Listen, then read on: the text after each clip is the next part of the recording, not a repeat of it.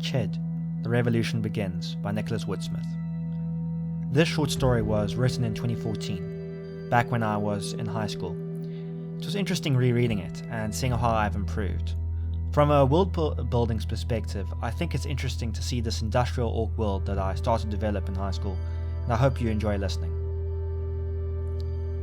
Ash fell, as it always did, and always would. Every day it was the same scene. Ash falling from the sky, blanketing an already drab landscape in a depressing grey. Only the occasional rains helped clear the ash falls, and, more often than not, just aggravated them by turning the grey substance into mush akin to the snows of the far north. Yes, it was a day like any other. Ash always fell on the city corn, and always would. It was one of the byproducts of the city's industry after all. And most knew that without the ash, they would all soon wither and die, like the plants that said ash had already killed. Well, that statement is only partly true, as the ash did indeed kill plants, but only if plants had already been growing there in the first place. Corn was situated in a wasteland, an area called the Blight of Chid, an inhospitable land where no sane man would settle. And that was true. No sane man did live there, or anywhere in Chid for that matter. Corn was a city of orcs, but not just any orcs. Corn was a city of orc industrialists who were the principal reason for the ash. After warlord Grugon Zot answered the Aladonian declaration of war, the need for weapons and supplies became greater than any one small confederacy of city-states could handle. But the warlord did not fear, as he knew his people and their insatiable hunger for development. So, as any good industrial-era monarch would, he sent the weapon and mining guilds up north to oust natives from their territory and replace tribal lands with towering factories and ash-spewing refineries. Khorne was one such city that was founded because of this, and it is in Khorne that our tale begins. Rez Targ squinted into the downpour of rain and ash as he trod down the inappropriately packed streets of Khorne. The presence of rain disappointingly did not do much to thin the torrents of ash, and Rez Targ found himself sighing, realizing it would be one of those winter days which would best be spent lying next to the warm hearth of the inn which he had, in fact, previously inhabited, armed with nothing but a mug of grog and some good thoughts of a happier time down south. He knew the world didn't work that way, and just grudgingly continued his way down the street, preparing himself to be armed with a pick, opposed to the more desirable beverage. Rez Targ's days were simple. He would awake in the morning. He didn't really note the time, as it was always grey and dull in Khorne. He would head to the market to buy some imported bread from the southern clans for breakfast, and then head to his job at the mines. The monotony of his existence would have bored even the most optimistic person, but Rez Targ knew the alternative, and he was thankful for it. He was by no means an underprivileged orc. Sure, he wasn't born in any great clan or was an heir to some rich guildsman, but he knew how to work, and what to expect in life. Yes, the monotony bored him, but it also comforted him. He would much rather be working and eating than the alternatives of either slacking and starving or fighting and dying by the border. The market was somewhat like the street, crowded, but today the reasons for the crowd were different. Rez Targ tried to ignore the new addition, but it was hard to avert his gaze as he tried to haggle with the bread merchant for a fairer price. Erected, seemingly overnight, in the middle of the large flat expanse which was the public market, was a stage, and upon that stage stood, in Rez Targ's view, one of the most majestic-looking orcs he had ever seen outside of the great clans. Standing easily a foot above any other orc, with muscular, taut black skin and an impressive undamaged underbite, to top it all off, a mane of black locks. They called him the Lion of the Blight, Yulagost. He stood upon the stage, flanked by two guards armed with nothing but banners. The banners were blue, contrasting against the usual red of the Chid government, and upon the banners read the text, Derb Ob High, Rule of the People. Woode-Smith was yelling something inaudible to Res Targ, but by the looks of the people surrounding the platform, it was something they liked, and Res Targ found himself being drawn closer towards the centre of the market area, chewing his newly purchased breakfast. Woode-Smith was utilising a cone to amplify his voice, allowing people from all around the market to hear. The crowd itself was what got in the way of the seemingly ingenious public speech tool, as the shouting and cheering interfered with hearing the reasons for the shouting and cheering. Res Targ found himself enthralled nonetheless, with the words he could hear. He heard words like democracy and equality, concepts he had heard much about before, but had never dwelled on. The Crimson Hand made sure people didn't ponder things they weren't meant to ponder. The speech continued, and sometimes Res Targ found himself cheering with the crowd, but as it went on, when people began to show a little too much enthusiasm, Res Targ knew he wasn't safe. Glancing around quickly, he saw what he had expected. Lining the roofs of the surrounding buildings, just out of sight of the rallyists, were soldiers. Armed with rifle and baton, they surrounded a large conglomerate of people, only now being noticed. Res Targ had prepared for this, however. He was always prepared. He knew it was illegal, and typically stayed away from anything that could endanger his life, but he knew he would need it one day. The opportunity when he was offered it was just too great to pass up. Shoving towards the soldiers barricading the eastern entrance, he withdrew his illegal document, a perfect forgery indicating his obviously fake position as a civic official. He had gained the document from a friend who ran in the underground, a strange orc who had spent most of his life in Sudovia, among humans. This orc was named Kurt, and was a photographer. He possessed one of, if not the only, non-government camera in Ched. With the camera, he had taken a flawless photo of Res Targ, and then utilised it to make a document that would get Res Targ out of almost any trouble. The deal had cost him very little in the short term, but Res Targ felt it would bring something bad upon him sometime in the future. The Crimson Hand always knew these things, even if later rather than sooner. They always found out.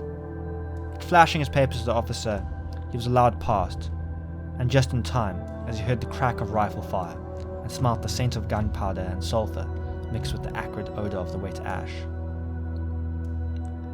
The rally had turned into a protest, and then a riot. The Crimson Hand couldn't let that go on for longer, and it opened fire, no doubt killing Woode-Smith in the first pull of the trigger. This is what happened when someone opposed the Crimson Hand. It's what always happened. And so what was the use of resisting? To Res Targ there was no use. To him, life would always be monotony, a boring and unpleasant routine. He was just thankful to be alive. He didn't look back as he continued his way to the mines, but along the way he wished he had.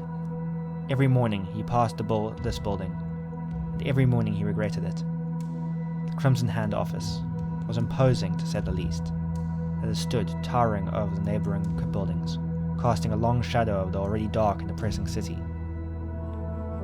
Crimson Hand agents and soldiers always congregated around the building, and if Res Targ had his way, he would always avoid those two types of people. Those weren't the most unsettling things about this building, however.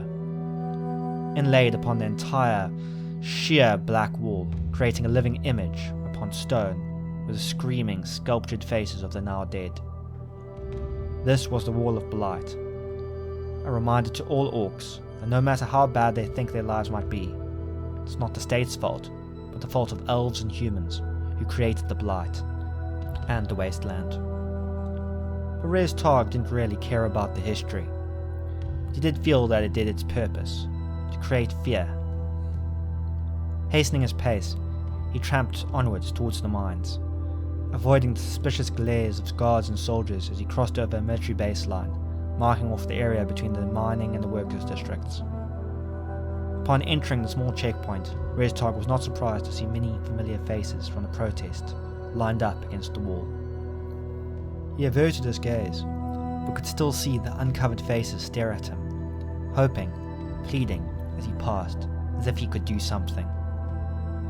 He didn't watch as he heard the bangs of rifles. Their pleading ceased. Res Targ forced down pity, anger, and all emotions. Death happened. Killing happened. Nothing would ever change that, much less him.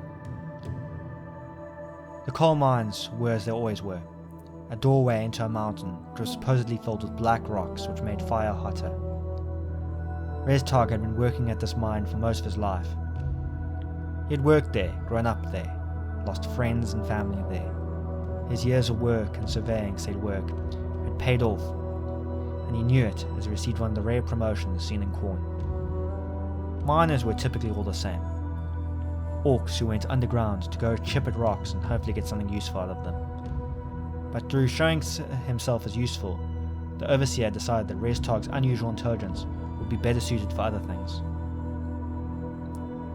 Targ was the quartermaster, if you will, of the mines. His job was to count what was needed and make sure it reached its desired recipient. It was a tedious job, but much more useful and safer than that of a delver. Targ was thankful for that. Signing in with the Overseer, he noted how many of the coal miners were absent, most probably shot at the protest.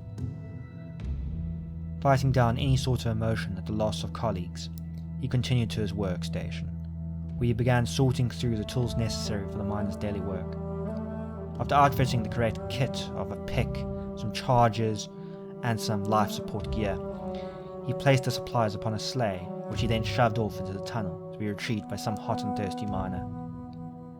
This routine normally went on for hours without break, but was better than the back-breaking labour of the mines. Most things were. Sometimes miners would come up early and ask for a lessened wage in exchange for leaving earlier. Depending on the Overseer's mood, it would go through or not. Today, however, something strange happened. The Overseer sat in his usual seat, overlooking the grey and dull industrial complex, which was Quorn. And as usual, orc miners came up from the mines to speak to him. What was particularly bizarre was that not one or two miners appeared, but all 30 of this hour's shift. Hubris kept the guards blissfully arrogant and ignorant, but Targ knew better.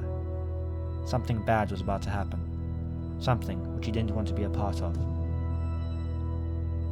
Edging nondescriptly around his workstation, he prepared to take cover as the miners continued to advance towards the outside office of the Overseer, to eventually surround him and his guards, who were now only starting to notice that something was amiss.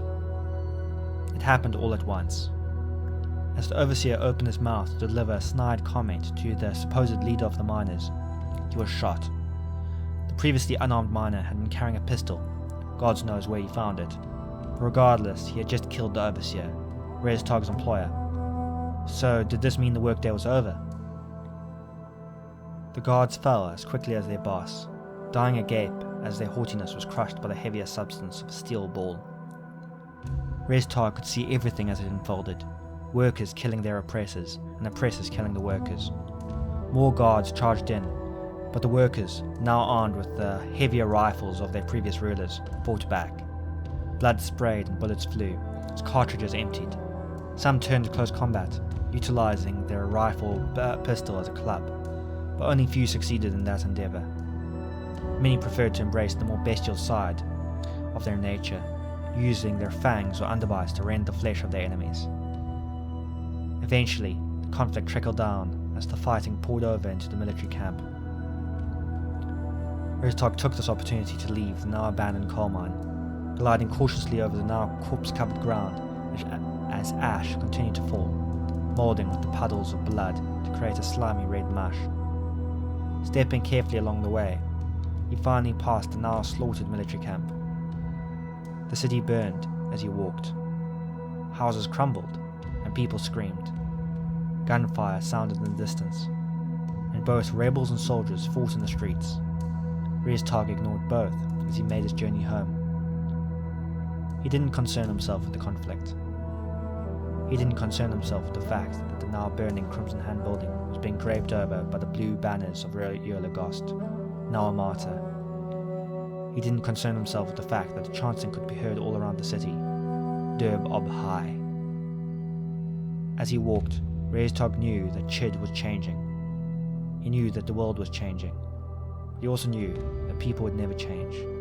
This democracy would likely still be murder. Equality would still be slavery. the ash would still fall and blood would always be spilt to paint it red. Targ knew that things never really changed. I hope you enjoyed listening to the short story. Chid was a setting I used for a bunch of short stories back in high school. Unfortunately, I could only find 2 of them, as well as a long-running D&D campaign.